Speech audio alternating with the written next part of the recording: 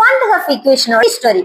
ஒரு டீ கடையை இமேஜின் பண்ணுங்க. டீ டேஸ்டா பெர்ஃபெக்ட்டா இருக்கணும்னா டெம்பரேச்சர் டிபெண்ட் ஆகும். அதே மாதிரி கெமிக்கல் ரியாக்ஷன்ல ஈக்விலிபிரியம் கான்ஸ்டன்ட் டெம்பரேச்சருக்கு டிபெண்ட் ஆகி சேஞ்ச் ஆகுது. இதை எக்ஸ்பிளைன் பண்ண சயின்டிஸ்ட் ஒரு ரூல் யூஸ் பண்ணாங்க. lnk is equal to minus delta h plus delta s by r.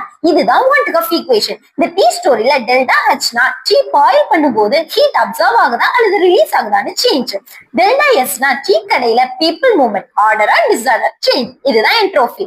Tea calculate பண்ணும்போது ஓனர் எப்போதும் ஒரு ஃபிக்ஸ்டு நம்பர் யூஸ் பண்ணுவார். அதுதான் ஆர் கேஸ் கான்ஸ்டன்ட். டீ கடையில டெம்பரேச்சர் சேஞ்ச் பண்ணுனா டீ ஸ்ட்ராங் ஆகுமா வீக் ஆகுமா? ஷாப்போட பேலன்ஸ் எப்படி ஷிஃப்ட் ஆகும்னு இந்த ஈக்குவேஷன் ப்ரெடிக்ட் பண்ணுது.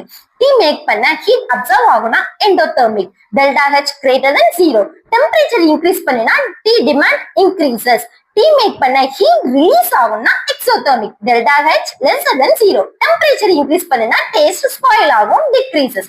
அதனாலதான் டீ ரியாக்ஷன் மாதிரி டெம்பரேச்சர் சேஞ்ச் ரியாக்ஷனை எப்படி அஃபெக்ட் பண்ணுதுன்னு கிளியர்லி அண்டர்ஸ்டாண்ட் பண்ண வாண்டட் ஆஃப் ஈக்குவேஷன் ஹெல்ப் பண்ணுது. இப்படி டெம்பரேச்சர், ஹீட், டிஸார்டர் எல்லாத்தையும் கனெக்ட் பண்றதால கெமிக்கல் தெர்மோடைனமிக்ஸ்ல வாண்டட் ஆஃப் ஈக்குவேஷன் ரொம்ப எசென்ஷியல். வாண்டட் ஆஃப் ஈக்குவேஷனோட ஃபுல் வீடியோ நம்ம சேனல்ல இருக்கு, செக் பண்ணிக்கோங்க.